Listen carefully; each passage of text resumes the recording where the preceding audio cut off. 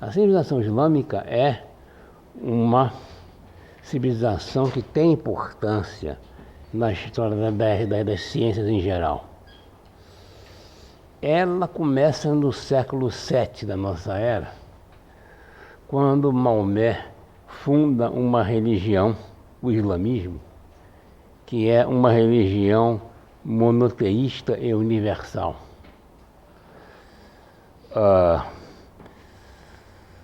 Tem analogia com o cristianismo, nesse sentido, por ser monoteísta e por ser universal. O judaísmo, por exemplo, era uma religião monoteísta, mas não era universal. Era uma religião ligada a um certo grupo de pessoas. Não tinha pretensão de propagar o judaísmo para o mundo inteiro, como é o caso do cristianismo e do islamismo. Logo após a morte de Maomé, começa uma expansão da área de influência islâmica. Essa expansão é muito rápida. Naturalmente, ela é conseguida por meios militares. Não é? A disciplina, o valor a tática militar e a coesão que uma religião dá tiveram como resultado que os árabes que partiram de uma situação modesta, conforme se pode ver aqui, reparem que esse é um desenho aproximado da área de influência islâmica 100 anos após a morte de Maomé, mais ou menos. Tá bom. Começa aqui, Meca e Medina, as cidades originais do islamismo estão aqui. 100 anos depois, houve uma expansão enorme, você pode ver, a Península da Arábica inteira. Você entra aqui na Palestina, na Síria, do que hoje parte da Turquia, no Irã, e vai, aqui é o Mar Negro, aqui é o Mar Cáspio, aqui é o Mar de Aral, vai até as fronteiras do Paquistão e da Índia.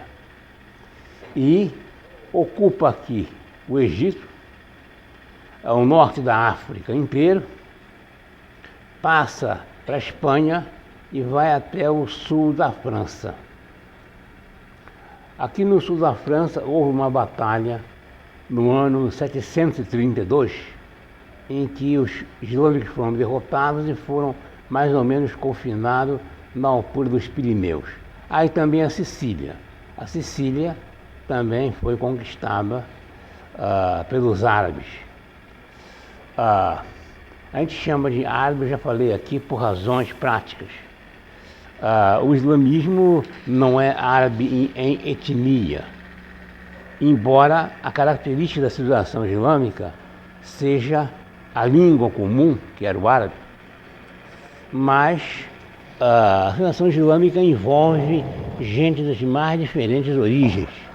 Você tem persas, turcos, mongóis, sírios, você tem o pessoal da Palestina, você tem os egípcios, os mouros, os berberes do norte da África. Tudo isso se engloba numa comunidade única, guiada e unificada pela religião. É claro que um império tão grande, de etnias tão diferentes, ele perdeu a coesão. Depois de algum tempo havia várias facções diferentes. Havia um império independente na Espanha, um mais ou menos no Egito, um outro em Bagdá, aproximadamente. Sendo que esses impérios estavam divididos em emirados mais ou menos independentes e que guerreavam entre si, inclusive. As chamadas cruzadas nunca teriam tido sucesso, isto é, os europeus nunca teriam ocupado essas regiões limítrofes do Mediterrâneo Oriental, se não fosse a dissensão entre as diferentes facções. Se estudar a história das cruzadas, vocês vão ver que os francos, que ocupavam a região costeira da Palestina, eles faziam acordos com diferentes emires, com diferentes grupos, inclusive acordo com um e briga com o outro, porque esses são inimigos. Era uma situação complexa. Bom, depois que o islamismo ocupou essa área grande e estabilizou a situação mais ou menos, eles começaram vamos dizer assim, absorver o conhecimento das áreas ocupadas. E nisso eles foram favorecidos. Eles ocuparam o norte do Egito, onde estava Alexandria. Eles ocuparam a região da Síria e ocuparam as rotas do Oriente. Quer dizer, o contato com a Índia ou com a China mais distante passou a trafegar pelas regiões dominadas pelo islamismo, de maneira que eles receberam informações de vários lugares. A cultura islâmica, em geral, ela é grega. A astronomia islâmica é fundada na astronomia grega. Eles descobriram todos os manuscritos gregos disponíveis e eles leram Euclides, leram Apolônio, leram Diofante e leram Ptolomeu e Arquimedes. E, inclusive, tinham um grande respeito por esses autores gregos. E eles, então, elaboraram uma civilização em cima desses conhecimentos e de mais algum que eles absorveram da Índia também, para fazer a sua cultura. Cultura essa que foi disseminada em todo lugar e que floresceu desde o Oriente até a Espanha, no Ocidente. Nós veremos que existem islâmicos da Espanha extremamente importantes. Bem, o que caracteriza, naturalmente, a civilização islâmica é uma série de circunstâncias especiais, tanto na forma de governar, quanto na forma de agir em relação à ciência. Se nós formos falar do islamismo de uma maneira geral, nós vamos ver que ele é um herdeiro da cultura grega, mas também é um modificador da cultura grega. Os cientistas desta região ou dessa religião, eles também deram contribuições próprias, originais. Eles tiveram o mérito enorme de recuperar um grande número de manuscritos que talvez ficassem perdidos. Eles traduziram para o árabe uma quantidade enorme de manuscritos que existiam naquela época. E eles, inclusive, foram um fator importante para a recuperação cultural da Europa, uma vez que a Europa começou a se recuperar culturalmente das profundezas onde ela estava afundada, através justamente de 2 ou 3 fatores. Primeiro, as cruzadas, que colocaram os cristãos em contato com os muçulmanos, os islamitas. Foi um contato de cerca de 200 anos e, embora houvessem guerras intermitentes, também havia período de tréguas intermitentes e muita coisa passou de um lado para o outro e eles absorveram um bocado daquela cultura. Também o comércio se desenvolveu, as cidades-estados da Itália, Gênova e Veneza, fizeram comércio no Mediterrâneo e trouxeram para a Europa uma série de informações. E chegou a um momento, que eu falarei depois, em que houve um interesse enorme por traduzir manuscritos islâmicos.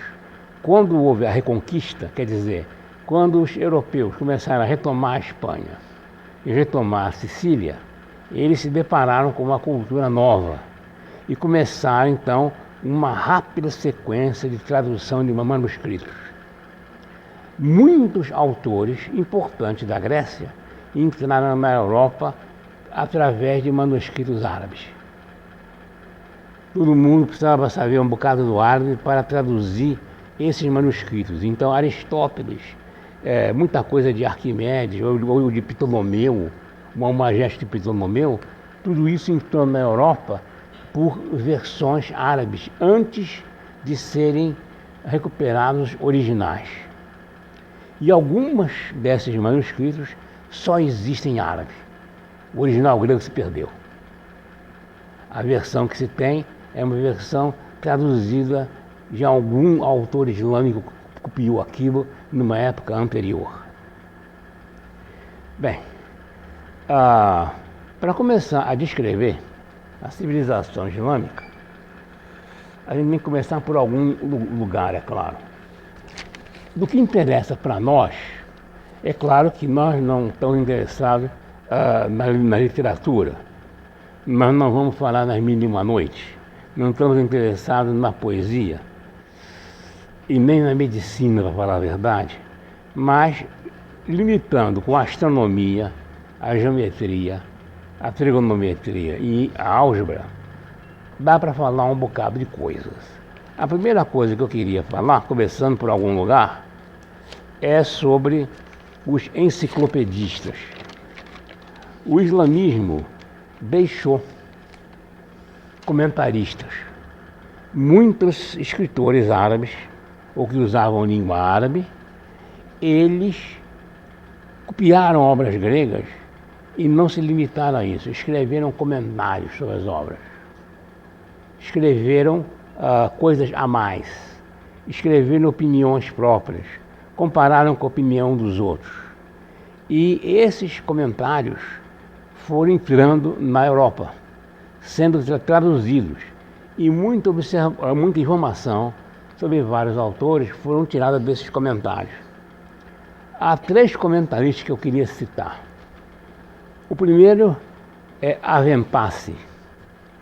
Bem, na verdade, eu preciso chamar a atenção de vocês que o nome pelo qual os autores islâmicos são conhecidos na Europa são deturpações da pronúncia original. O comentarista lia aquilo que estava lá em árabe, ia passar para o latim, os sons são diferentes, e ele adaptava lá alguma coisa para o latim. De maneira que Avenpace é chamado de Avenpace no Ocidente. Em geral, os nomes islâmicos são muito grandes. E o pessoal que traduzia escolhia um pedaço do nome para traduzir de uma maneira fonética modificada. Avenpace é conhecido como Ibn Baja, porque é o nome geral que ele é chamado. Ibn, em árabe quer dizer filho. É o nome que ele é chamado em geral pelos comentaristas islâmicos. Mas o que é importante para nós é que Avenpace nasceu, ele viveu, eu tenho aqui uma tabela que é mais fácil de ver, para não ficar falando. Eu tenho uma tabela, é só para chamar a atenção das seguintes coisas. Maomé, aqui está a época em que ele viveu. Essas 3 pessoas que eu citei aqui são 3 califas islâmicos que mais ou menos determinam a época em que eles passaram a se interessar pela ciência das regiões ocupadas. Vocês reparem que Alexandria foi tomada em 642. A partir de Al-Mansur, Harun al-Rashid, Al-Mamun, e aqui tem mais ou menos as épocas em que ele exerceu o califado. Vocês vejam que começa em 750, vai até 850 mais ou menos. Nesse século, foi o século em que eles começaram a se interessar pela cultura grega. Levaram uns 100 anos absorvendo a cultura grega. Como eu estava falando de Havenpasse, ele é um espanhol. É um homem que nasceu na Espanha, é um homem do ano 1000 por aí. Ele é um enciclopedista, quer dizer, ele é médico, ele é botânico, ele é teólogo, ele é cientista, ele é tudo. E ele deixou uma coisa sobre a qual falaremos muito ainda. Um sistema para substituir Ptolomeu. Eu devo dizer logo que os árabes, eles interessaram-se muito por Ptolomeu e por Aristófanes. E eles tentaram substituir a descrição ptolomaica por uma outra. Essa substituição pode ser de duas maneiras. Você mantém Ptolomeu do jeito que está e você muda só os parâmetros. Você entende? Ptolomeu fez uma descrição do movimento planetário válida lá para o primeiro ou segundo século depois de Cristo. Com o passar de mais 800 anos, os erros existentes nessa descrição, eles vão se acumulando. Mas quando chega no ano 1000, a descrição em Ptolomeu não está funcionando mais. Os pequenos erros que haviam na sua construção, eles foram se acumulando com o tempo. Então você tem que fazer um novo Ptolomeu. Você pega tudo que ele fez e recalcula a posição atual dos planetas. E recalcula os parâmetros. Isso foi feito várias vezes. E Havenpasse, ele trabalhou nesse problema e conta-se, muita coisa sobre ele conta-se, que ele propôs um sistema alternativo que evitava o uso das equantes de Ptolomeu. Eu devo dizer aqui, posso até adiantar, que a astronomia islâmica ela herdou dos gregos o dilema entre matemática e física. O que é astronomia? É uma ciência com a qual você procura descrever a posição dos astros por uma série de artifícios analógicos, ou é uma ciência em que você procura saber por que é que os astros se movem assim. São dois pontos de vista diferentes. Uma é você olhar os astros e dizer assim, bom, se eu fizer um epiciclo assim, e uma deferente desse jeito, e um excêntrico daquele jeito, e botar isso para andar, isso reproduz aquilo que o astro está fazendo. Uma outra coisa diferente é dizer, essas coisas existem? Existem esse círculo, é material? Existem esses epiciclos mesmo? Ou isso é só uma analogia matemática? Ou é uma descrição analógica que está de acordo com a verdade? Bem, os árabes, embora eles respeitassem profundamente Ptolomeu, eles se voltaram para o lado da representação realista. E eles procuraram, vários deles, arrumar uma maneira de você fazer com que os astros eles seguissem as óperas de Ptolomeu à força. A força quer dizer, você materializa a deferente, põe lá um círculo de cristal, materializa o epiciclo e bota aquilo para girar e prende o astro ali e faz aquilo andar. Como na forma de Eudóxos, em que você prendia o planeta numa série de esferas concêntricas, botava uma manivela para girar e aquilo andava. Então era uma maneira de você representar o movimento por uma série de vínculos materiais que forçavam o planeta a fazer isso. E Havenpasse é um dos que fez uma proposta. Essa proposta está perdida, não se conhece mais nada dela, mas, segundo se sabe, ele seguiu uma tradição muito cara dos árabes. Era restabelecer um movimento circular uniforme em torno do centro da circunferência. Lembremos que Ptolomeu propõe um movimento circular que não é uniforme em relação ao centro. Ele é uniforme em relação a um ponto deslocado do centro, que ele chamou de equante. Para as pessoas da época, isso era uma violência lógica. Se o movimento é circular, tem que ser uniforme em relação ao centro, senão a extravagância. Por que é que vai ser circular em relação a um ponto onde não tem nada, que não tem importância nenhuma? Além disso, a Vem-Passe é importante pelos estudos que ele fez sobre a física de Aristóteles, principalmente na questão do vácuo. Aristóteles, como eu já disse, negava a existência do vácuo. Para um corpo andar no vácuo, ele andaria com uma velocidade infinita, já que não há resistência.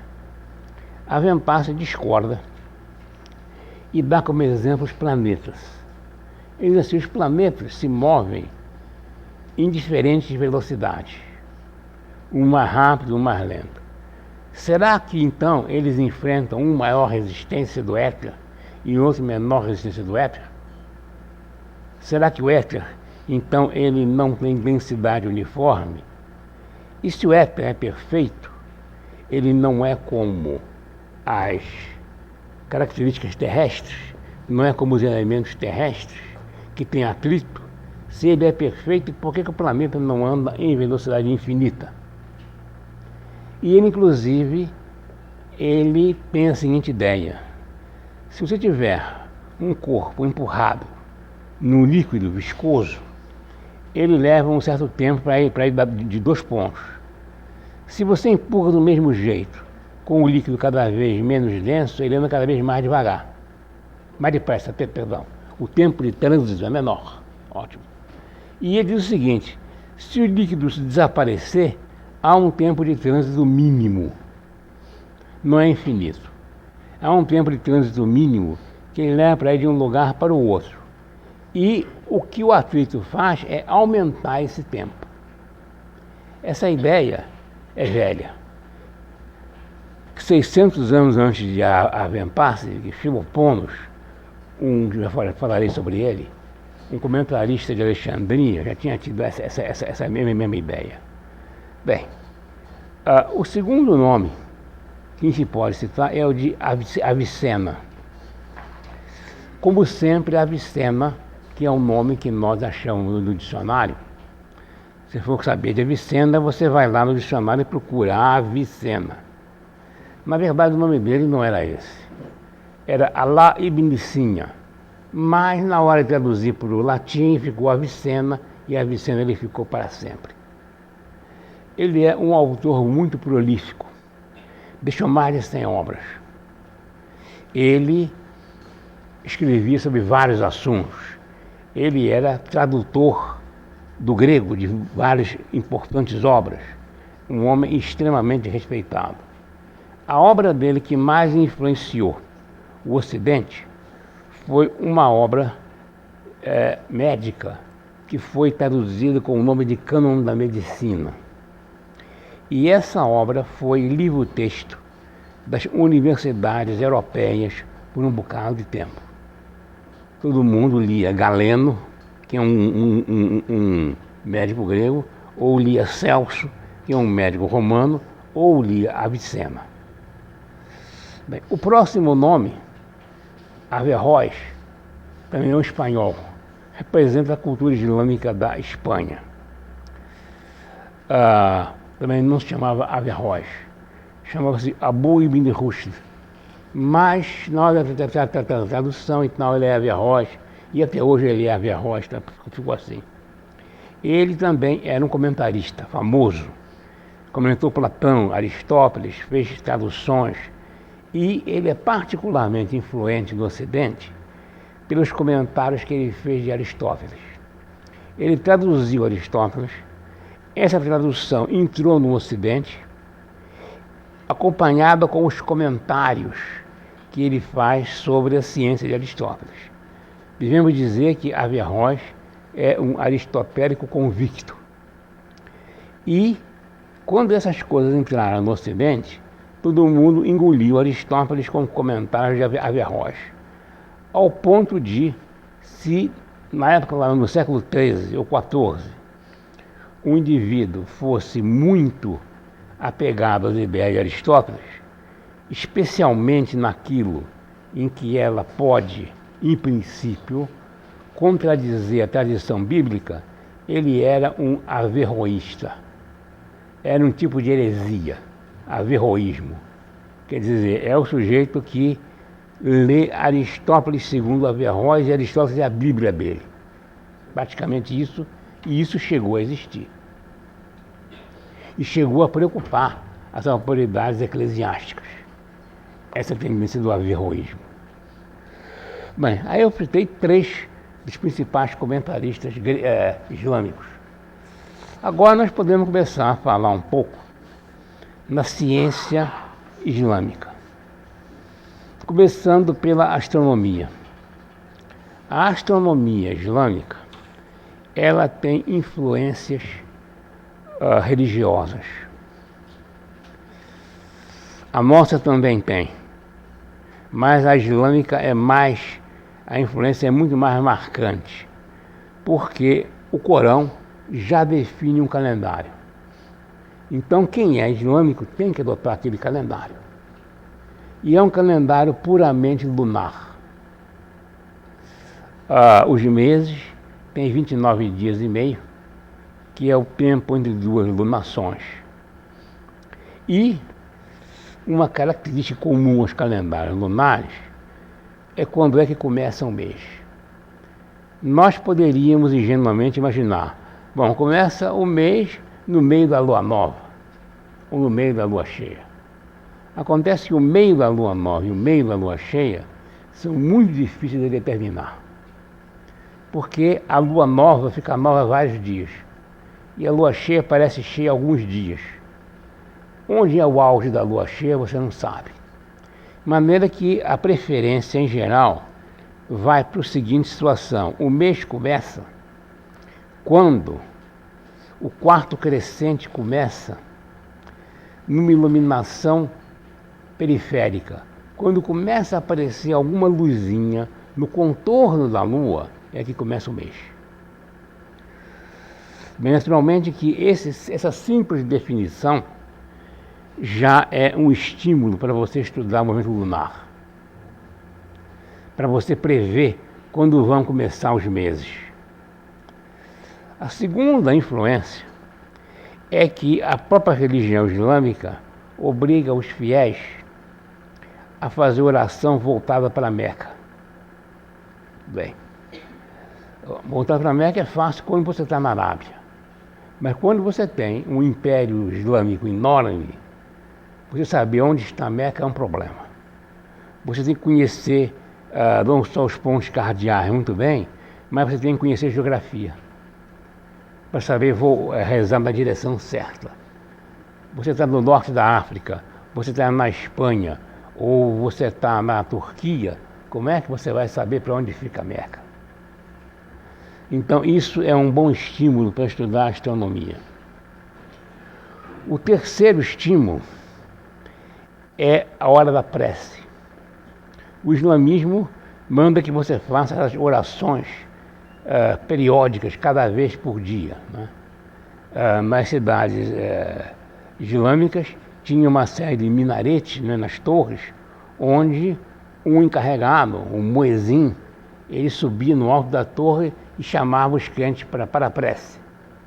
E você tem que saber qual é a hora da oração. Bem, saber a hora, numa época em que não havia relógio de pulso nem de bolso, é um problema.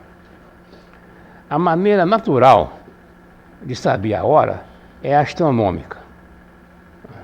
A maneira astronômica de saber a hora consiste em você fazer o seguinte: você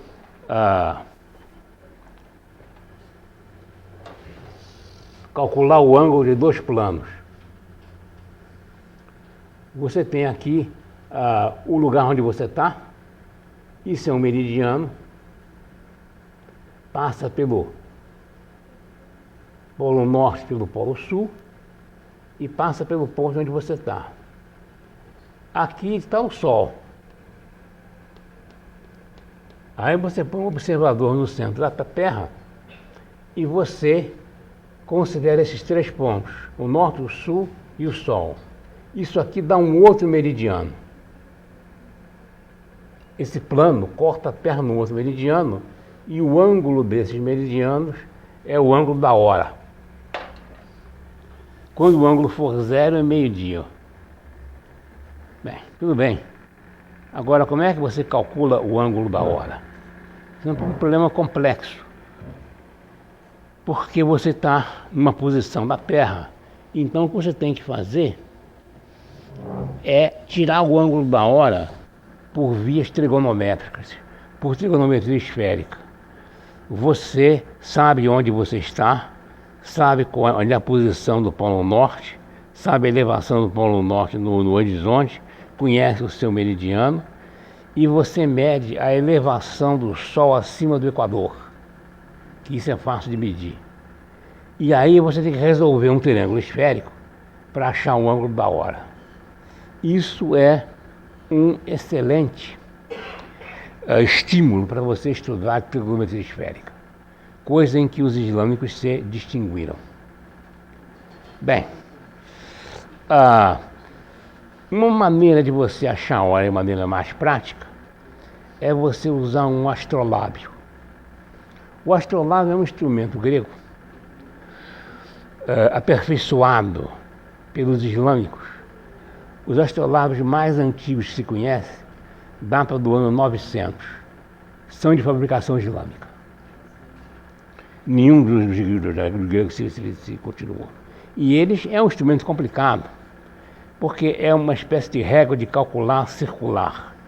Você tem 2 discos, um em cima do outro, que giram num pino comum. No disco de baixo, você tem uma série de desenhos que são os círculos do Sol de mesma elevação. No de cima, você tem a trajetória e a posição do Sol.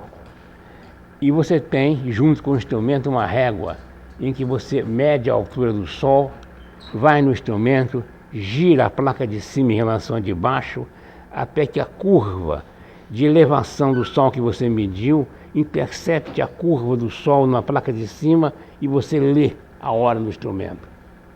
É um instrumento desagradável, porque ele só vai para o lugar onde você está. Você trocou de lugar, latitude, tem que ter um outro astrolábio. É claro. Acontece o seguinte, que os astrônomos e construtores islâmicos, eles aperfeiçoaram o astrolábio e passaram a introduzir uma série de aperfeiçoamentos, onde você pode, em vez de olhar a altura do Sol, você pode olhar a altura de estrelas. Então existe na parte de cima, que se chama de rede, uma série de ponteiros. E esses ponteiros, cada um indica uma estrela importante do céu e que você pode ser usada para determinar a hora de noite. Quando os astrolábios chegaram na Europa, de fabricação árabe, essas estrelas tinham nomes. E esses nomes eram nomes árabes. E os fabricantes europeus copiaram esses nomes. E, de tanto copiar o nome no astrolábio, essas estrelas passaram a ganhar os nomes que os árabes usavam. Em geral, estrelas brilhantes de primeira grandeza, que são facilmente perceptíveis. Então, estrelas como Aldebaran, Altair, Deneb, Rigel, Betelgeuse e outras, essas estrelas, os nomes que nós temos vêm do árabe. E através dessa indicação do astrolábio é que elas foram conhecidas. Bem, os árabes tiveram vários astrônomos, uma porção deles. Muitos se interessaram por alternativas ao sistema de Ptolomeu. Mas há várias interessantes. Elas sempre estão ligadas a algum complicado mecanismo feito de esferas sólidas que giram rolando uma em relação às outras para descrever o movimento do céu. Tem vários astrônomos, matemáticos importantes que fizeram a sua proposta. O mais importante astrônomo islâmico acredita que tenha sido Al-Batani, que no Ocidente foi conhecido como Al-Batênios. Al-Batani foi um astrônomo que notabilizou-se pela precisão das suas medidas na época. A inclinação do eixo terrestre, a duração do mês, a precessão dos equinócios, tudo isso ele determinou com muita precisão e deve-se a ele, alguns méritos importantes. O primeiro a perceber que o eixo da órbita terrestre tem uma precessão. O primeiro a prever a possibilidade de um eclipse anular do Sol. Inclusive, ele era tão famoso que a obra dele foi traduzida para o Ocidente e Copérnico cita Al-Batani 23 vezes na obra dele, que era um autor conhecido, de dados confiáveis. De todos esses construtores de propostas astronômicas, eu não preciso falar em todos, eu não teria sentido, são muitos, mas o mais curioso é um certo Ibn al-Shatir. Ele é curioso porque a obra dele foi descoberta em 1950, em Beirute. Alguém desencavou essa obra. E é uma obra onde ele, seguindo a tradição islâmica, procura fazer uma construção do movimento dos planetas, sem usar as equantes de Ptolomeu, e procurando usar movimentos circulares, uniformes sempre. A parte mais curiosa se refere ao movimento da Lua, porque ao discutir o movimento da Lua, ele repete exatamente os artifícios de Copérnico. Não só os artifícios, como os números. Houve durante algum tempo uma polêmica se Copérnico conhecia ou não essa obra. Hoje acha-se que não, por várias razões. A primeira é que essa obra nunca ninguém citou. Antes de ter sido descoberta, nos anos 50, ela era desconhecida. Esse indivíduo viveu em Bagdá e a obra dele é desconhecida e não há a menor suspeita de que alguém na época de Copérnico conhecesse. Em segundo lugar, a coincidência numérica ela é forçada porque os dois queriam fazer uma teoria que reproduzisse os dados de Ptolomeu. Então você já tinha onde queria chegar. Mas esse é um resultado curioso, porque como uma obra lá do ano 1000 e qualquer coisa, ela se perde e é achada em 1950. O último astrônomo islâmico, chamado geralmente de o canto de cisne da ciência islâmica, foi um homem chamado Ulugh-Beg. Ele tem uma história muito curiosa. Ele era neto do grande conquistador mongol Timur, que em geral é chamado de Tamerlão no Ocidente. Era neto dele. Mas de conquistador mongol ele não tinha nada. Ele era um intelectual. Era um indivíduo que gostava de poesia, de teologia, de porcelana chinesa, de arte, inclusive de astronomia. E ele reuniu em Samarcanda, eu não sei onde fica Samarcanda hoje, deve ficar em alguma daquelas ex-repúblicas soviéticas que acabam em ão. Tajiquistão, Turcomenistão, um Cazaquistão, alguma coisa por aí. E nessa cidade, ele construiu um observatório, ele tinha meios para isso, e chamou uma série de astrônomos para recalcular o resultado de Ptolomeu. E esse foi o último trabalho preciso feito pela astronomia do islamismo. Vocês reparem, pelos números que estão aqui, pelas épocas que estão marcadas aqui, e por outras que eu vou dar depois, que a ciência islâmica começa a florescer perto do ano 900 e ela vai até 1300 mais ou menos, com exceção do Lugberg, que é um cara do século XV. É uma certa época de expansão cultural, científica. Chega uma certa época, ela entra em declínio. E a partir do século XV, a astronomia islâmica, ou a ciência islâmica, ela passa a ficar subsidiária do Ocidente. Quer dizer, a explosão cultural aparece no Renascimento europeu. Por razões que a gente não sabe dizer exatamente, as civilizações são assim. Elas começam, têm um auge, depois decai, e aí a ciência passa a aparecer num outro lugar. Mas esse Ulugberg tem uma história triste e curiosa. Ele era filho único. Quando o pai dele morreu, naturalmente ele, por direito de herança, ele ficou o sultão, vamos dizer assim, dos mongóis, ele era de origem mongol. Mas, naquela época, um sultão mongol devia ser um guerreiro, administrador, diplomata, astrônomo, poeta, teólogo, estava fora do esquadro e 2 anos depois ele foi assassinado. Numa conspiração que dizem que os próprios filhos estavam envolvidos. Achavam que o pai não podia ser sultão de mongol, um cara preocupado com ciência, com arte. Estava fora do esquema, ele tinha que ser um líder militar. E assim acabou praticamente a astronomia islâmica. O islamismo também tem uma influência grande em outros setores que não são simplesmente científicos. Durante uma certa época, a poesia persa, a literatura islâmica teve grande voga na Europa, lá no século XVIII. Todo mundo conhece as Mil e Uma Noites.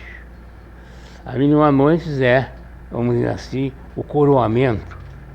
Há outras obras, mas é o coroamento da literatura fantástica do islamismo.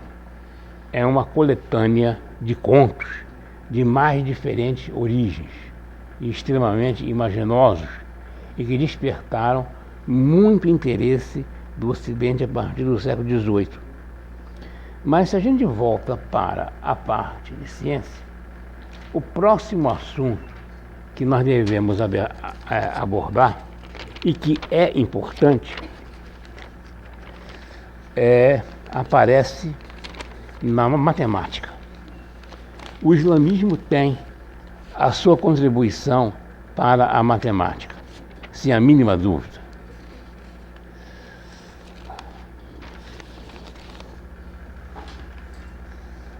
Essa contribuição, ela é em geral voltada para a álgebra e para a trigonometria, menos para a geometria. Bem, me esqueci de dizer que ao trazer esse conhecimento para a Europa, da Grécia, os islâmicos trouxeram tudo que os gregos tinham, inclusive as suas contradições. A primeira eu já falei, a astronomia é uma ciência matemática ou é uma ciência material em que eu procuro saber por que é que os astros se movem assim? Isso é uma coisa que ocupou a cabeça de muita gente. Kepler pensava nisso. Kepler, inclusive, tinha uma ideia de que havia uma ação magnética do Sol. Outros pensadores já começaram a pensar por que é que o Sol faz isso? Por que o planeta gira em torno do Sol e não em torno de outra coisa qualquer? Qual é o poder que o Sol tem? Como esse poder se exerce?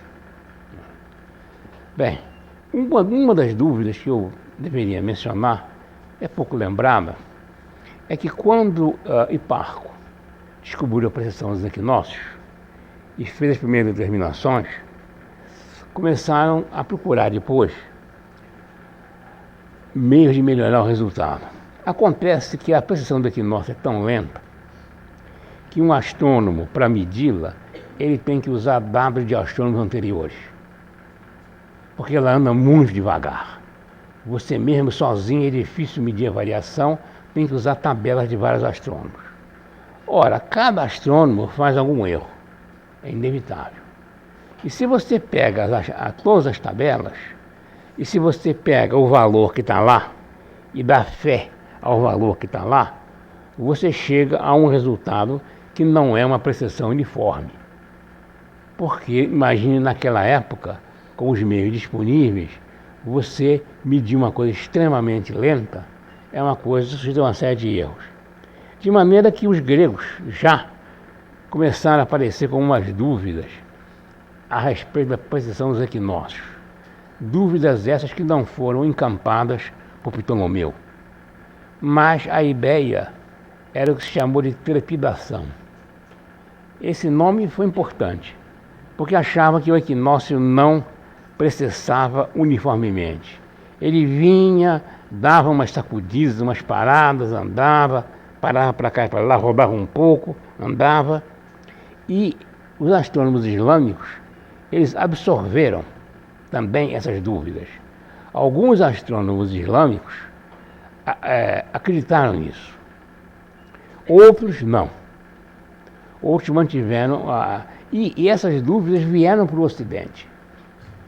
A pessoa que finalmente liquidou o caso foi Tycho Brahe, que a partir dele, então, todo mundo admitiu que a precessão era uniforme. Mas, para falar na matemática islâmica, ela é de origem grega, eu já falei. Eles leram Apolônio muito bem, eles leram Ptolomeu muito bem, leram Euclides muito bem, Diofante também, conheciam tudo isso, e deixaram obras que são ou traduções, ou adaptações, ou obras originais. Há uma obra que eu preciso citar, não pelo seu valor intrínseco, mas pela influência que ela teve na Europa. Essa obra foi escrita por um indivíduo chamado Al-Khwarizmi. Al-Khwarizmi é dos primeiros matemáticos islâmicos, e da parte bem do começo da época. Ela foi traduzida para a Europa, teve uma enorme influência na Europa, como eu falei, menos pelos seus méritos, porque ela não é uma obra de grande profundidade, nem de grande coisa, mas porque ela era superior ao que tinha na Europa. Essa obra, ela se chama o livro do cancelamento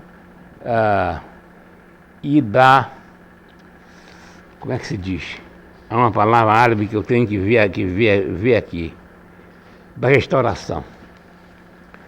Eu já falei aqui que a restauração é você passar um membro de um lado para o outro, uma equação algébrica. O cancelamento é você cortar dois termos iguais de dois lados. E ele batizou essa obra com esse nome, o livro da cancelamento e da restauração, porque ele naturalmente achava que essas eram duas operações características da álgebra. Eu já falei aqui que a palavra álgebra vem num erro de tradução.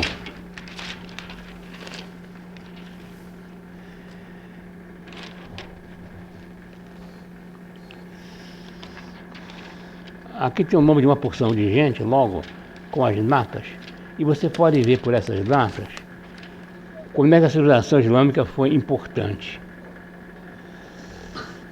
Essas pessoas, 800, 900, 1000, 700, 900, 973, 1050, 1000 alguma coisa. Vamos começar por Al-Khwarizmi, que é dos mais antigos. Então, essa obra que eu escrevi aqui tem um nome em árabe, Kitab al-Jabr wal-Muqabala, quer dizer, o livro da restauração e do cancelamento. Isso virou então a álgebra. Mas uma coisa indireta que Al-Khwarizmi nos deu foi a palavra algoritmo. De tanto que ele usava algoritmos, ele acabou criando, o nome dele acabou sendo adaptado a essa palavra algoritmo. Muito bem. Essa obra de Al-Khwarizmi, ela é inferior à de Diofante. É uma obra muito elementar, certamente. E ele resolve apenas equações algébricas de primeiro e segundo grau. A grande vantagem de Al-Khwarizmi é que ele procura ser didata. Quer dizer, ele procura explicar devagarzinho. Por exemplo, equações de segundo grau, ele começa com x de 2 igual a 5. Essa é fácil. Aí ele põe 9x mais 5x de 2 igual a não sei quanto. E aí ele vai até as equações completas, onde aparecem todas as potências. É uma obra ruim de ler, porque ele não tem nomenclatura, ele escreve tudo. Escreve tudo quer dizer o seguinte: se ele vai escrever 3x2, ele não põe 3x2, ele põe 3, escreve 3, vezes x ao quadrado. Aí ele põe mais, escreve mais, 5 vezes x5, escreve o número. Então é uma obra toda escrita, não tem símbolo. E é longa e chata de ler, porque não tem simbologia nenhuma. Ele escreve especificamente todas as operações. Bem, mas de qualquer maneira, há outras características dele. Primeira, ele ignora raízes negativas. Não tem. A segunda coisa que fazem Al-Khwarizmi, e que não é só Al-Khwarizmi que faz, isso foi uma mania até o século XVI. É você jamais escrever uma equação algébrica com um coeficiente negativo. Eu quero dizer o seguinte, deixa eu ver se eu explico. Você tem uma equação algébrica assim. Pega uma equação algébrica que a gente hoje, na nossa nomenclatura atual, nós escrevemos assim. Se quiser. Sei lá, x2 menos 3x mais 5 igual a 0. Al-Khwarizmi jamais escreve isso. Ele escreve x2 mais 5 igual a 3x. Nunca aparece um coeficiente negativo. E não só isso. Equações, por exemplo, desse tipo, que nós tratamos como uma equação única, essa e essa. Isso aqui é a mesma coisa. Nem não.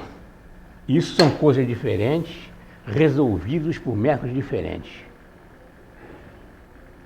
Essa mania, vou dizer mania, mas essa tendência, ela perdurou na Europa até o século XVI. Até as obras de Jerônimo Cardano têm essa característica de você fugir dos termos com coeficientes negativos. O que era interessante em Al-Khwarizmi é que, embora ele não use raízes negativas e, obviamente, desconheça os números imaginários, ele sabe, ele está ao par de que há equações de segundo grau que não têm solução real. Vocês sabem. Sabe chegar lá e dizer, e aqui deu galho. Não tem solução real. Ele escreve também sobre geometria, ele dá vários exemplos de equações de segundo grau que têm analogia geométrica, ele geralmente se preocupa com exercícios, dar exercícios práticos. E um exercício prático que aparece sempre é como é que você divide uma herança em partes proporcionais.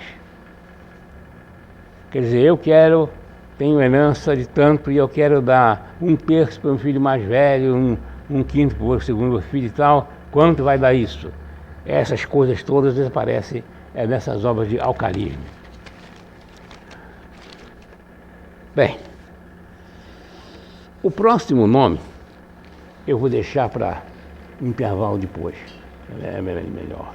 Então o que eu quero dizer apenas é o seguinte: a astronomia islâmica grega, fortemente influenciada pela Grécia, com contribuições próprias, principalmente na determinação numérica dos resultados. Eram astrônomos que mediam, tinham ideias. E uma coisa importante a mencionar, que eu não posso esquecer: em nenhum dos trabalhos islâmicos aparece a ideia heliocêntrica. Eles conheciam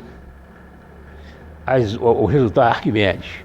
Eles conheciam as ideias gregas da rotação da Terra ou da rotação da Terra em torno do Sol, mas nunca aplicaram isso nos seus sistemas.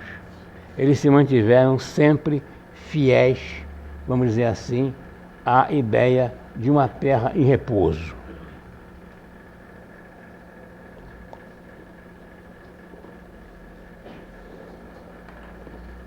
Você sabe que essa ideia voltou a virar popular depois de Copérnico. Copérnico é um indivíduo muito curioso, porque ele, apesar dessa originalidade, era um tremendo conservador em astronomia. Quer dizer, era um seguidor ferrenho, que só pode usar movimento circular e uniforme em relação ao centro. Bom, ninguém é perfeito, né?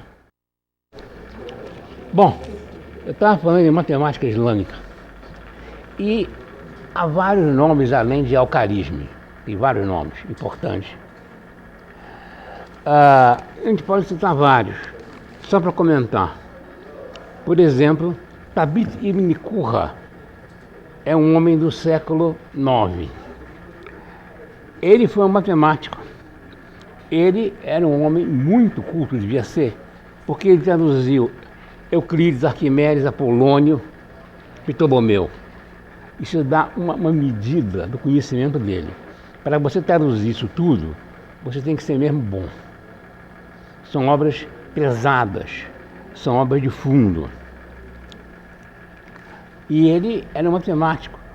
Procurou a generalização do Teorema de Pitágoras para triângulos que não são retângulos, e ele também dedicou-se à trisseção do ângulo e ao estudo das parábolas.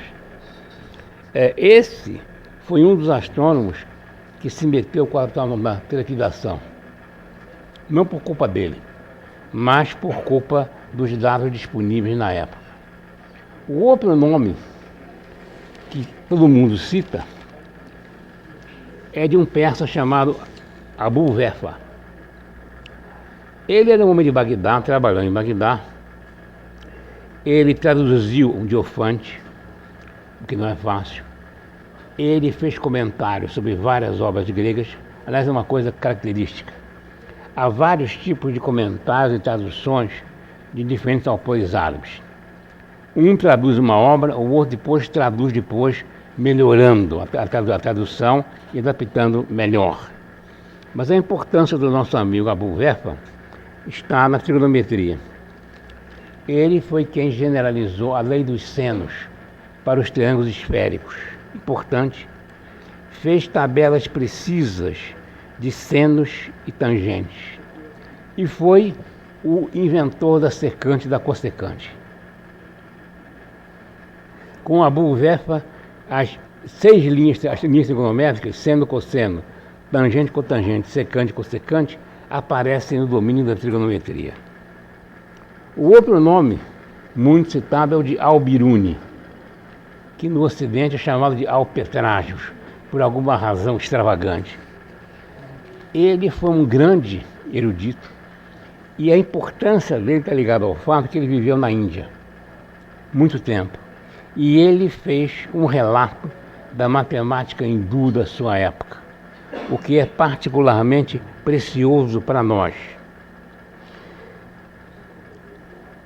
Esse indivíduo, ele estudou, sim, uma coisa importante, as fontes de água.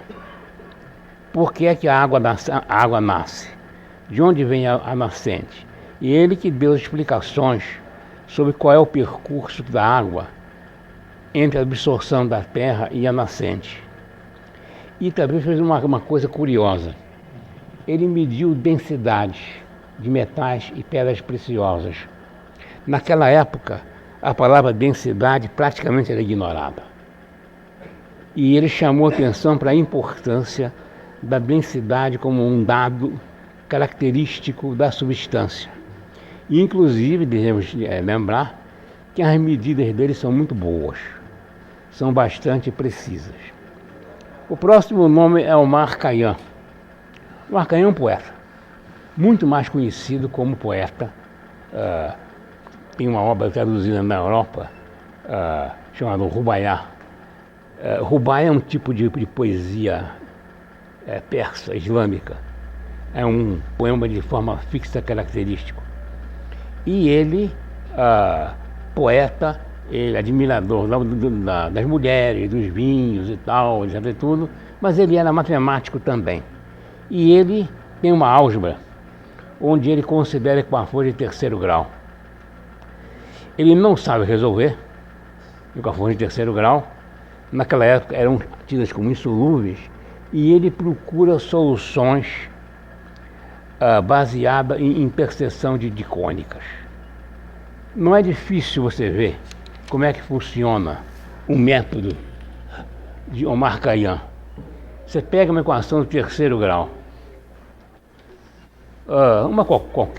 pegar uma simples, para não ficar muito complicado.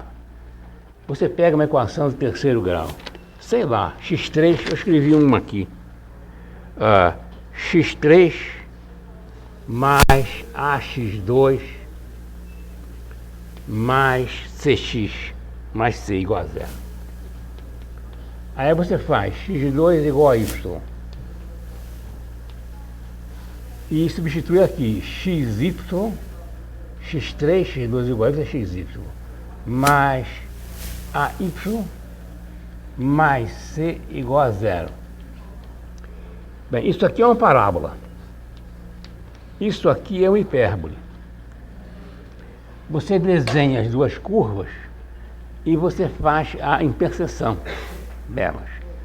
É claro que esse método é um método trabalhoso, prático, que depende da sua habilidade em traçar curva e que, naturalmente, existe uma infinidade de cônicas possíveis que podem ser usadas para esse fim. Mas o que é interessante é que a geometria lamiana, como eu falei, ela é algébrica e trigonométrica, sem a menor dúvida. E a matemática islâmica é algébrica e trigonométrica. A geometria islâmica não é tão desenvolvida, embora uma série de matemáticos tenham caído na armadilha do quinto postulado de Euclides. Omar Khayyam foi um deles. Nasir Eddin Al-Tusi foi outro. E eles achavam que tinham demonstrado o quinto postulado de Euclides fazendo o mesmo erro que todo mundo fazia. Você começa a demonstração, chega no meio da demonstração, tem uma passagem óbvia que você faz, mas essa passagem óbvia é o quinto postulado que você quer demonstrar de uma maneira disfarçada. Quer dizer, você está usando para demonstrar a hipótese, o que obviamente invalida a demonstração. Mas o que é curioso, isso é uma coincidência, é que as construções que eles fazem na tentativa de começar a demonstração, elas foram repetidas no século XVIII, sem saber.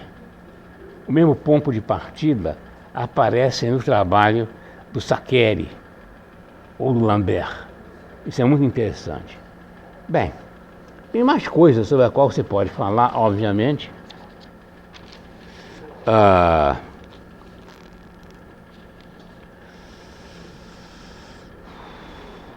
Sim, eu não posso esquecer de falar de uma coisa. Na física dos árabes. A física dos árabes tem uma parte ligada à teoria do movimento, que em geral é uma negação das ideias mais extravagantes de Aristóteles, como eu já falei que a Vemparse fez, recusando uma série de propostas de formas de Aristóteles sobre o movimento que são insustentáveis de qualquer maneira. Mas a ótica desenvolveu-se muito com os árabes, baseada num indivíduo chamado Ibn al-Haytham, que no Ocidente é conhecido como Al-Hazen. Esse senhor Al-Hazen era egípcio, ele vivia no Egito. Tem uma anedota famosa da vida dele. Contam que ele se gabou de que tinha um método de controlar as cheias do rio Nilo. Vocês sabem, o rio Nilo tinha cheias periódicas que invadiam as margens de água por longa distância, eram às vezes meio imprevisíveis, e ele disse que ele tinha uma maneira de controlar e regularizar as cheias do rio Nilo. Contam que quando ele descobriu que a Ibérbele não ia funcionar, ele ficou um bocado de tempo fingindo-se de louco para fugir à ira do califa local, que ele disse, não, eu fingi, ele era maluco e tal, não liga para isso não, etc. Mas de qualquer maneira, Al-Hazen tem uma obra traduzida em 1270 para o latim, com o nome de Tesouro da Ótica, que é a mais completa obra de ótica entre Ptolomeu e Kepler. É uma obra que tem tudo. Tem reflexão, tem refração, você tem espelho, tem lente, tem imagens, tem magnificação de imagens, tem inclusive refração atmosférica. Ele inclusive calcula que o crepúsculo, quando o sol se põe, dura até que o sol esteja 19 graus abaixo do horizonte, que é um efeito de refração atmosférica.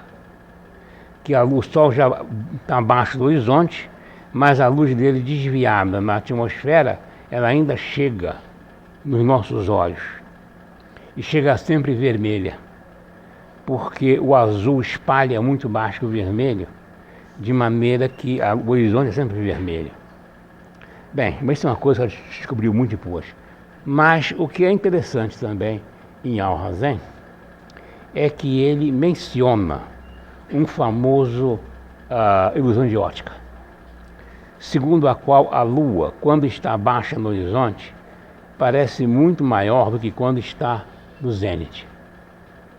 Essa é uma ilusão de ótica conhecida há muitos anos e que já foi explicada das mais diferentes maneiras.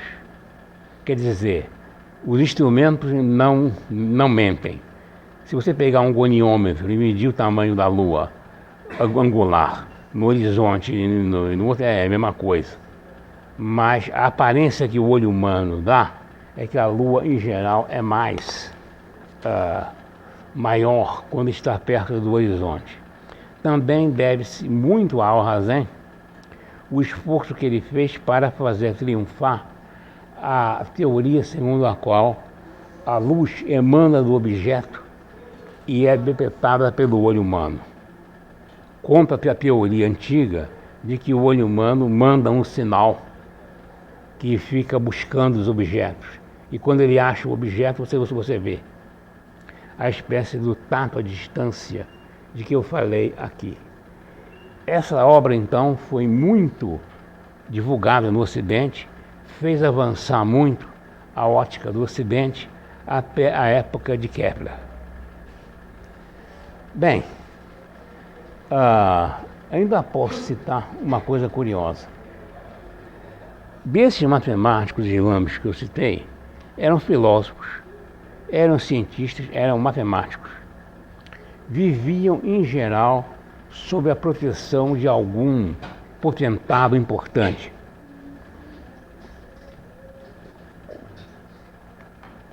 Exerciam a sua profissão, o seu trabalho, protegidos por alguma corte, por algum califa, por algum emirado importante. Não havia universidade na civilização islâmica. Eram pessoas assim que tinham conhecimentos. Há um caso curioso, num sítio chamado Nasir Eddin Al-Tusi. Ele é um indivíduo que viveu já bem no fim da época islâmica, já lá na ordem do século XIII. Ele era um grande astrônomo, ele fez tabelas astronômicas muito boas, ele era um grande medidor de astronomia, era um indivíduo versado nos mais diferentes assuntos, ele traduzia, sabia, o grego traduzia as obras antigas e fez retraduções de várias obras. Mas, vocês veem como são as coisas, a ligação dele com as cortes dos importantes da época era diferente, porque ele ligou-se à corte de um sujeito chamado Hulagu, que era um neto de Gengis Khan, e ele foi instrumento para a destruição da seita dos ismaelitas, que tem tanta importância na época das cruzadas. Vocês sabem que a separação entre xiita e sunita é muito velha. Já vem lá no terceiro ou quarto califado, né? Quando morreu Maomé, os califas sucedentes chamavam-se Abu Bakr, que era um colega, era um amigo do Maomé. Ele durou pouco tempo, o seguinte foi Omar, também contemporâneo do Maomé. Depois que Abu Bakr, veio Omar, depois veio Othman. Othman era um homem muito velho, já da aristocracia de Meca. E naquela época começou a haver uma série de brigas e de facções, e ele acabou sendo assassinado. Depois do assassinato de Othman, o califa natural era Ali, que era o marido da filha do Maomé, Fátima. E a partir da época de Ali, que também foi assassinado, houve uma briga, porque os dois filhos de Ali foram passados para trás na sucessão do califado. Segundo um certo grupo, xiitas, o califado deve vir em linha direta dos descendentes de Maomé. Segundo os sunitas, não deve ser assim. E foi já nessa época que começou essa separação. E uma seita dos xiitas, obteve um poder numa fortaleza chamada Alamut, que fica no sul do Mar Cáspio, e criou, vamos dizer assim, um grupo especial, um xiita especial, que era a chamada seita dos assassinos. Isso é uma história longa. Eles tinham vamos dizer assim, uma corporação secreta que tinha um grão-mestre, que era chamado Velho da Montanha, e eram famosos pelos assassinatos que eles cometiam. Quando alguém entrava no desfavor dessa seita, a seita mandava um indivíduo para assassinar essa pessoa. E contam que esses indivíduos eram doutrinados a uma obediência fanática, né? Que eles iam com um punhal, matavam o indivíduo e não fugiam. Esperavam ser mortos porque aquilo eles iam para o paraíso. E contam as pessoas da época que essas pessoas eram, vamos dizer assim, doutrinadas para fazer esses atos através do consumo de ervas estupefacientes. Quer dizer, você aspiravam uma série lá de ervas, em geral haxixe, e você tinha um sonho e achava que você estava no paraíso. Então, dizia para ele, está vendo isso aí? Você esteve no paraíso. Você irá para o paraíso assim que você matar uma pessoa que nós indicamos. Inclusive, conta-se que um embaixador dos cruzados foi lá na fortaleza para ver se fazia uma aliança lá com essa seita. E o grão-mestre da seita, para mostrar o poder que ele exercia, chamou um seguidor e diz assim: pule do alto da muralha. E o cara pulou e se esborrachou lá embaixo. De tal maneira que as ordens eram seguidas nessa seita. Bem, e esse Nasir-ed-Din Althusi, ele parece que ele foi um instrumento da destruição dessa seita. Quando os mongóis invadiram a região da Pérsia, ele se aliou ao chefe lá dos mongóis e ele parece que traiu os segredos de acesso à fortaleza. Em 1256 a seita foi destruída e inclusive em 1258 os mongóis chegaram e tomaram Bagdá e realmente destruíram o califado. Mas o que é curioso é que dizem os historiadores que a origem etimológica da palavra assassino vem de haxixe. Haxixim eram os seguidores do Velho da Montanha, que então, como eles eram enviados para matar, apunhalar pessoas que tinham caído em desgraça, eram assassinos.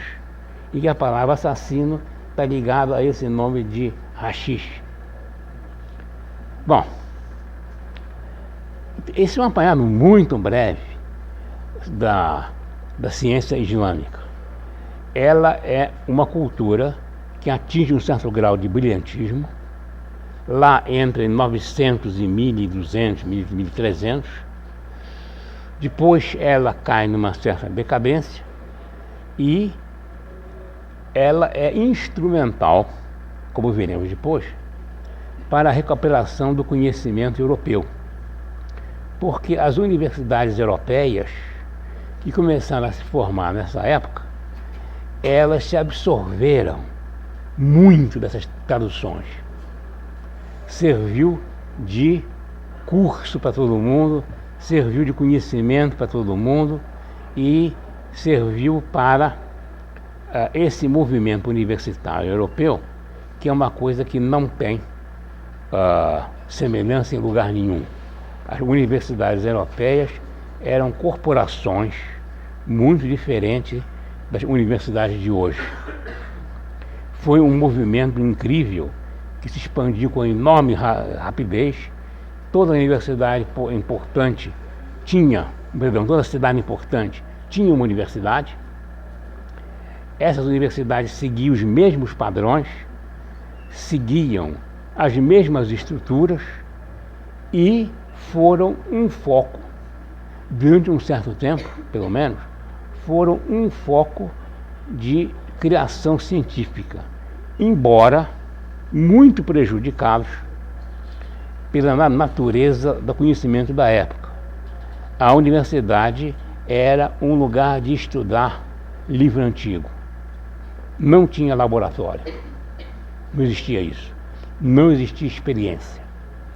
Era um conhecimento puramente verbal e baseado em ideias antigas, não é?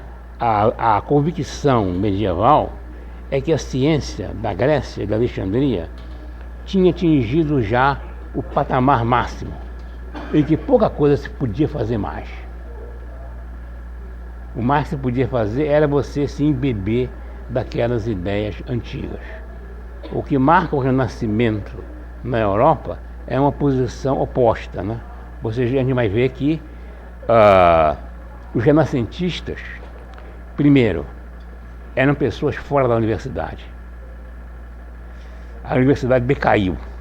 De maneira que você pegar Tycho Brahe, era um protegido do rei da Dinamarca. Bem, Kepler, quem era Kepler? Kepler era protegido lá de uma corte da Alemanha, para a qual ele fazia horóscopo. Ele era matemático da corte imperial. Matemático significa horoscopista, claro.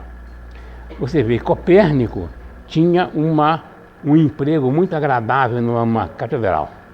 Ele era cônego de uma catedral que sobrava muito tempo para ele se preocupar com a astronomia. Você veja, Newton tinha uma cátedra em Cambridge, uma cátedra vitalícia em Cambridge, em que ele podia fazer o que quisesse, porque a interação dele com os alunos era nada. Depois que Newton morreu, tentaram fazer um recenseamento das pessoas que foram alunos dele. Não acharam ninguém. Ou melhor, acharam pessoas que assistiram algumas aulas de Newton, mas que ninguém fez o curso com ele. Absolutamente. Inclusive Newton dava aula em latim, que não era muito agradável.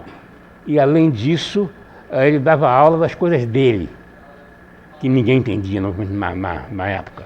Mas você veja, Descartes, por exemplo, era um indivíduo rico. Tinha uma herança, foi morar na Holanda, que era um bom lugar para ele, ponto final. Eram pessoas fora. Francis Bacon era um ministro da Inglaterra, era um político. Ninguém era membro de universidade mais. E essas pessoas que não eram mais de universidade é que voltaram a rearrumar o conhecimento partindo novamente do zero. Vamos voltar e olhar a natureza de novo e vamos ver o que a gente acha da natureza, em vez de ficar lendo livro sobre o que os outros achavam. Vamos experimentar novamente. Vamos fazer novas experiências, novas observações. E esse foi o espírito do Renascimento. Bem, mas os árabes, eles contribuíram para essa situação, contribuíram para manter esse conhecimento grego e levar para a Europa. E aquilo que a Europa aprendeu ou fez foi baseado nesse conhecimento que ficou muito tempo afastado da Europa. Numa boa parte da Idade Média, até o ano 1200, esses conhecimentos estavam na mão dos árabes, estavam na mão dos manuscritos perdidos. Então a Europa ficou marcando o passo um bocado de tempo até que isso acontecesse novamente.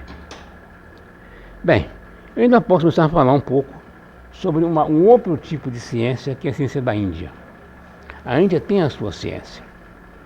Essa ciência, embora difícil de estudar, porque você não sabe o que é hindu e o que não é hindu, o que veio da Índia, o que veio do Oriente ou o que veio do Ocidente, não sabe, difícil saber, mas ela tem características particulares. Duas delas são absolutamente originais. Os algarismos que nós usamos hoje, que são hindus. Aliás, o nosso amigo Al-Khwarizmi tem uma obra muito divulgada na Europa que se chama Sobre os Algarismos Hindus. E ele explica quais são os algarismos hindus e como é que se faz conta com ele e como se usa. Esse nome de algarismos arábicos ficou incorporado porque via através dos árabes. Mas os próprios árabes sabiam que vinham da Índia. E a segunda coisa que foi o seno. O seno é uma invenção hindu. Naturalmente, depois, os árabes desenvolveram a trigonometria e botaram cosseno, tangente, cotangente, secante, cossecante. Para você ter uma ideia, o primeiro europeu que usa todos esses símbolos trigonométricos foi François Viette, que viveu no século XVI. Você vê como essas coisas penetram devagar. O conhecimento hindu é difícil de analisar. A obra mais antiga que existe na Índia chama-se Suva Sutra, que existem mais de uma versão. Uma delas tem a assinatura de um indivíduo chamado Apastamba, sobre o qual eu não sei nada. É uma obra cuja época também é desconhecida. Não se sabe nem que século isso foi feito, o que torna difícil você avaliar a origem dos conhecimentos. O nome Suva Sutra ou Subha Sutra significa a regra da corda. Vocês reparem que no Egito os geômetras eram esticadores de corda. A regra da corda significa também alguém que usava a corda para alguma coisa. Ou era para medir comprimento, ou era para medir terreno, ou era para medir alguma coisa. Se esse nome é uma coincidência, ou se ele foi importado do Egito, a gente não sabe.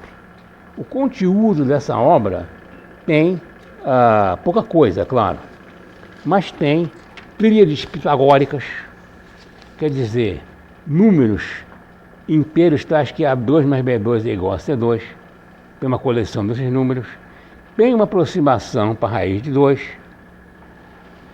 e tem algumas coisas mais.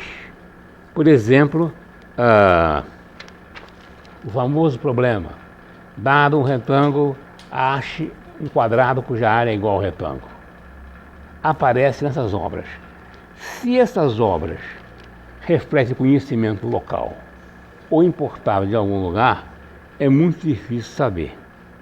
A próxima fase dos hindus vem a chamada fase dos Siddhantas. Existem 5 Siddhantas, dos quais o chamado Surya Siddhanta, que é o mais famoso, parece ser a edição mais completa. É uma obra do 4º ou 5º século depois de Cristo. E tem vários conhecimentos cuja origem é debatida. Não se sabe se isso é uma evolução local ou se isso é uma absorção. Alguns dão argumentos de esses conhecimentos são absorções. Por exemplo, Al-Biruni, que viveu na Índia há muito tempo, atribui um dos Siddhantas a um certo Paulo de Alexandria, que eu não sei quem é. Um outro Siddhanta chama-se Romanka Siddhanta, o que claramente indica o Império Romano. Não Roma, mas as províncias do Império Romano mais do Oriente. De maneira que é uma coletânea de conhecimentos do 4º ou 5º século depois de Cristo, possivelmente importada de diferentes lugares, com essas duas importantes observações. Os algarismos arábicos são deles e os senos são deles também. A Índia, na época posterior aos Siddhantas, teve 2 matemáticos importantes de geração seguinte. O primeiro chama-se Aryabhata. Aryabhata é um homem do século V depois de Cristo ou VI. Ele tem uma obra muito interessante, típica da matemática hindu, que escreveu uma obra de matemática em poesia, em forma de versos. Nunca vi ninguém fazer isso na vida. Em geral, você escreve matemática em prosa. Escrever matemática em verso é realmente um refinamento que nos parece extravagante. E ele tem uma obra com 123 estrofes, contendo um resumo da matemática do seu tempo. Então ele tem a notação decimal, tem a progressão aritmética, ele explica a progressão geométrica e ele vai no terreno da astronomia também. Inclusive, ele dá um bom número para π, 3,1416, está lá. Ele conhece trigonometria. Sim, há uma coisa curiosa aqui. Ele introduz uma função trigonométrica nova chamada senoverso. Eu aposto como nenhum de vocês ouviu falar no senoverso. Senoverso é simplesmente de θ, é simplesmente 1 menos cosseno de θ. Só isso. Nada mais. É 1 menos cosseno de θ. Vamos dizer assim, é o seno virado. O que quer dizer o seno virado? Bem, é o seguinte, é você pegar um círculo trigonométrico e fazer o seguinte.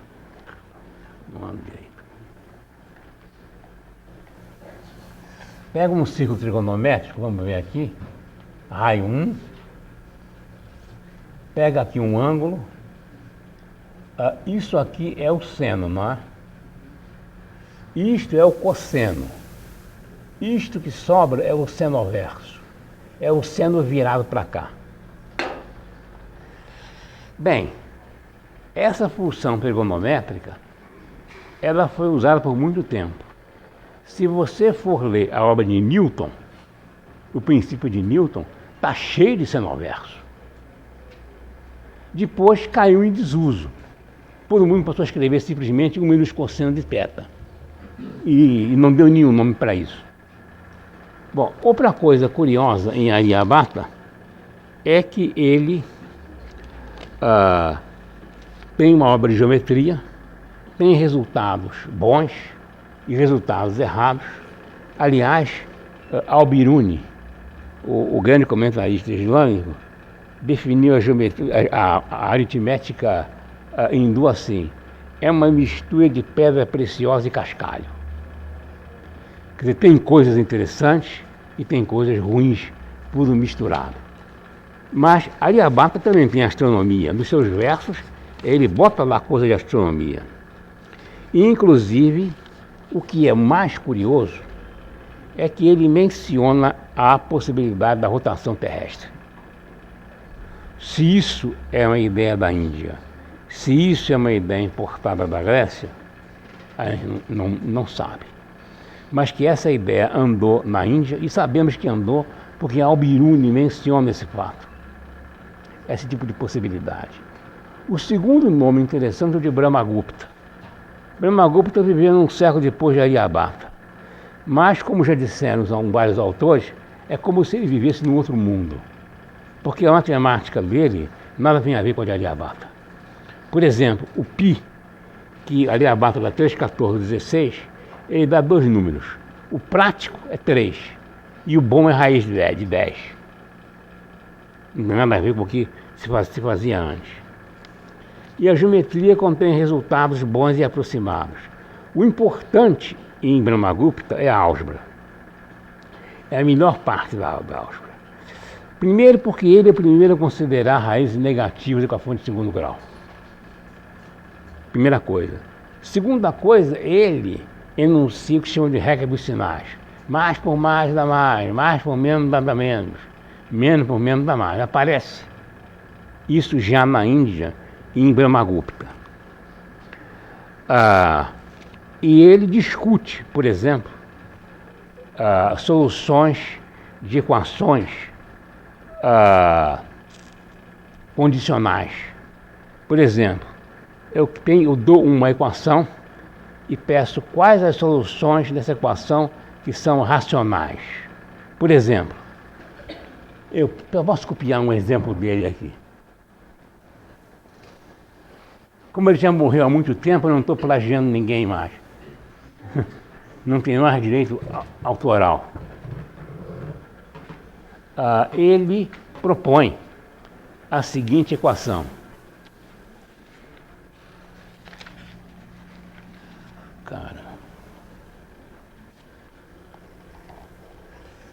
É um sistema de equações muito simples.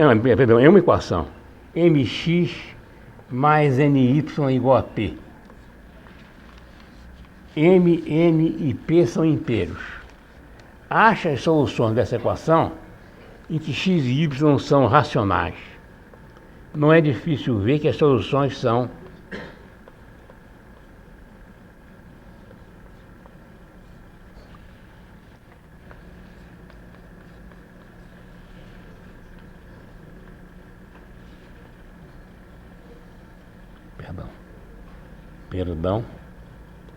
PMQ menos PMQ. Q é um número racional qualquer. Isso substituído aqui resolve essa equação para qualquer valor de P, M e Q. Essa é a solução geral dessa equação para problemas racionais, para raízes racionais. Essa equação já aparece em Diofante, mas Diofante só dá soluções numéricas particulares. Bem, o que é importante também em Brahmagupta é que a álgebra dele é simbólica. Ele usa símbolos para as operações. Ele, igual ao Diofante, a justaposição de número é soma. Ele tem um símbolo para subtração, que é um pontinho embaixo do número, e ele tem um símbolo para incógnita. Bem,